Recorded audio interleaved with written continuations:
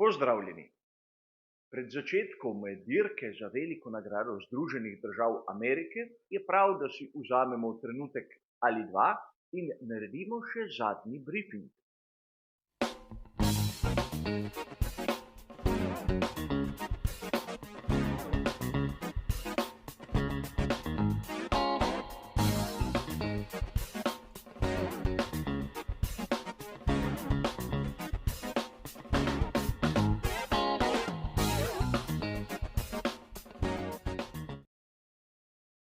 Tudi današnji zadnji brifing bo kot običajno razdeljen na znane tri dele. V prvem si bomo ogledali vse tisto, kar se je zanimivega zgodilo na sprintu in kvalifikacijah za veliko nagrado. V drugem bomo skušali razumeti ritem za posamezno ekipo. V tretjem in seveda zadnjem bomo pa še nekaj minut posvetili tistemu, kar sam menim, da bodo najbolj verjetne strategije za prihajajočo dirko. Začnimo s tistim, kar nam je pokazal sam sprint. Na začetku je bilo očitno, da je bil McLaren MCL 38 z Landom Norrisom najhitrejši na progi. Iz malce bolj neugodnega štartnega položaja se je Lando Norris dokaj hitro znašel na drugem mestu. Ampak tu se je tudi ustavil. Ni imel dovolj presežne hitrosti, da bi dohitel in skušal prehiteti samega Maxa Verstappena. Opazili smo dokaj strm padec Mercedesa Georgea Russella, ki praktično po tistih kvalifikacijah za sprint ni bil več konkurenčen. In zanimivo interni boj v Ferrariju. Carlos Sainz mlajši je dokaj z lahkoto prišel mimo Charlesa Leclerca. In takoj zatem bi lahko dejali, da je že začel napadati Landa Norrisa. Manever, ki ga je Sainz uporabil za prehitevanje Leclerca, je skorajda fotokopiral in seveda zgodbo ponovil z Norrisom.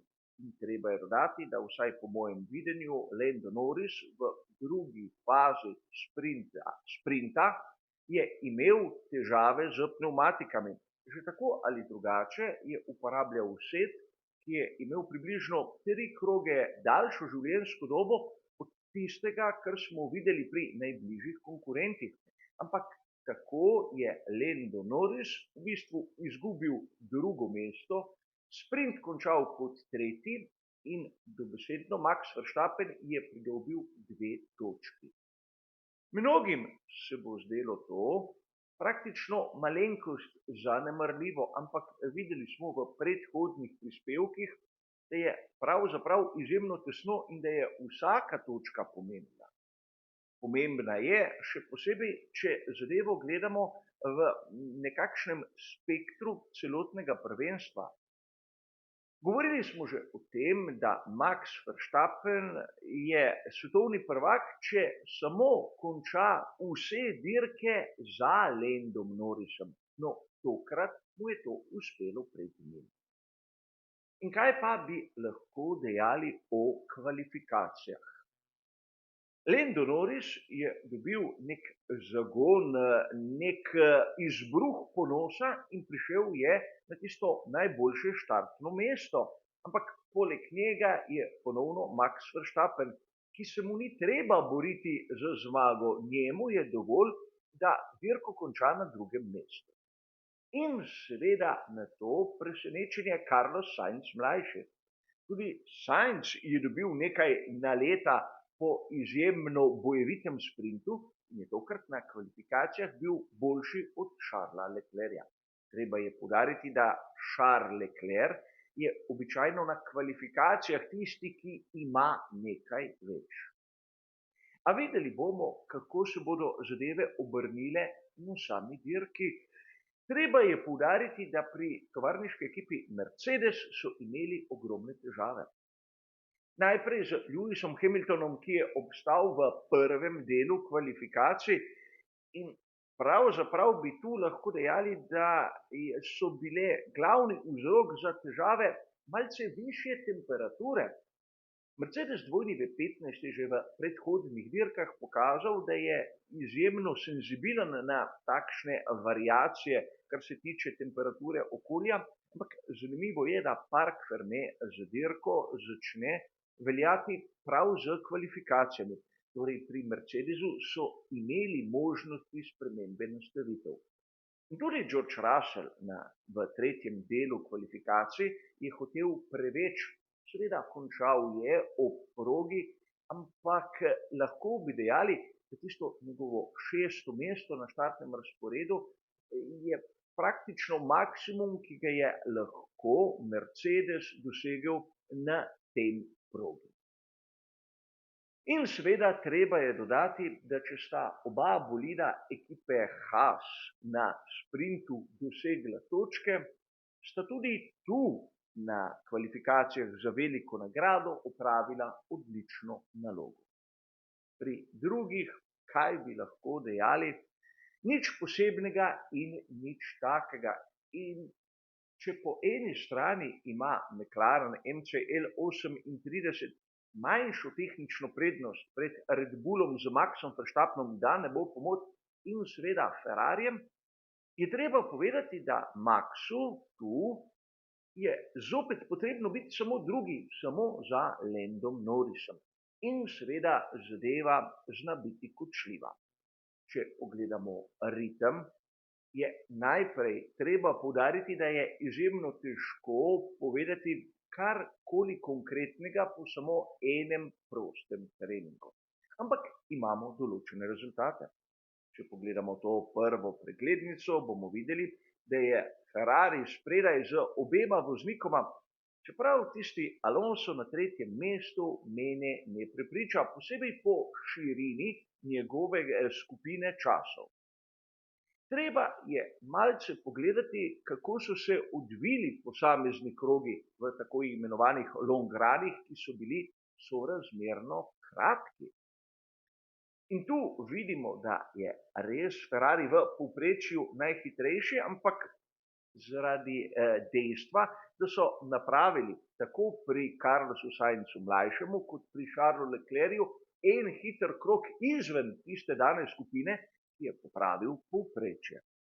Po drugi strani, če ritem Ferrarija, torej tisto skupino konstantnih krogov primerjamo z onim, kar je pokazal naprimer sam Lando Norris, bi lahko dejali, da Ferrari in McLaren sta približno poravnana in nekaj takega smo videli tudi na sprintu. Težava je bila v tem, da Lando Norris je preveč zahteval v tistih prvih krogih od svojih pneumatik. In tu je treba poudariti, da kakšnih konkretnih podatkov glede Red Bulla nimamo, zaradi tega, ker je Max Verstappen uporabljal mehkejše mešanice. Ampak zopet smo tam, kjer malce tavamo v temi in lahko bi dejali, da vsaj tisti najboljši so dokaj poravnani. In če pogledamo tu tiste mikrosektorje in kdo je prevladoval v različnih izpeljankah, lahko vidimo, da Red Bull v primerjavi z McLarenom je bil v prednosti pri praktično istih delih proge kot v primerjavi z Ferrarijem. In to nam že nekako potrjuje tisto teorijo, da McLaren in Ferrari sta tam, Max Verstappen zna z Red Bullom RB20 pa doseči nekaj več.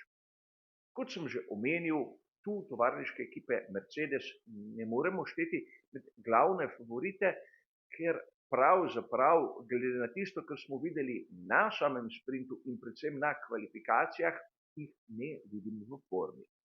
Pa še zanimivost. Če pogledamo telemetrijo, bomo takoj opazili, da je tudi Carlos Sainz mlajši spremenil stil vožnje, podobno kot smo že govorili o Charlesu Leclercu. Če se spomnite, pred nekaj velikimi nagradami smo govorili o tem, kako Charles Leclerc ne izpusti do konca stopalke z plin. Tu je primerjava Sainza, Leclerca in Verstappena. Če ste malce bolj pozorni na tisti graf, ki kaže položaj plina, boste opazili, da tako Sainz kot Leclerc nista izpustila do konca stopalke z plin, v primerjavi Max Verstappen je pa imel seveda tisti ritem, ki ga vidimo običajno, torej plin do konca ali pa izpuščen na nulo. In to je seveda zanimivost, če se kdo sprašuje, kako da je kar naenkrat tudi Carlos Sainz mlajši postal tako konkurenčen. Začel je posnemati stil Charlesa Leclerca, kar se je pokazalo na koncu za učinkovito. Ampak sedaj prihajamo do tiste točke, kjer bom nekako podal moje 3 variante glede možnih strategij na prihajajoči veliki nagradi Združenih držav. Kot običajno gre za moje izračune, za mojo teorijo, ki je lahko popolno napačna.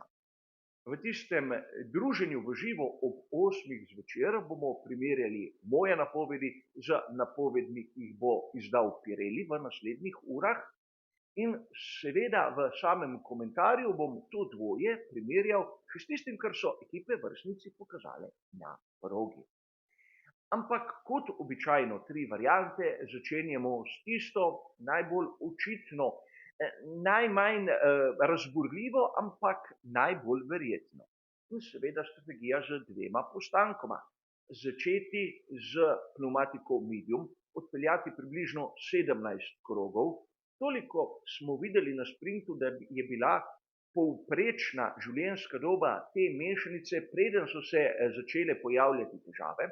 Nato natakniti še enkrat isto mešanico in odpeljati približno 18 krogov. Lahko bi dejali krog več zaradi tega, ker se je masa bolida zmanjšala zaradi porabe goriva, in na koncu še z mešanico hard odpeljati 21 krogov. Drugi in tretji del med seboj lahko tudi zamenjamo, ampak to ne spremeni celotne strategije. Seveda, to je tista, recimo temu po mojih izračunih, idealna varianta. Ukolikor ima voznik težave, to se pravi pregreva same pneumatike, bi lahko izbral tudi naslednjo varianto. Začeti na pneumatiki medium, odpeljati približno 16 krogov, lahko tudi manj, in nato 2-krat uporabljati pneumatiko hard. Vsak del bi bil dolg približno 20 krogov.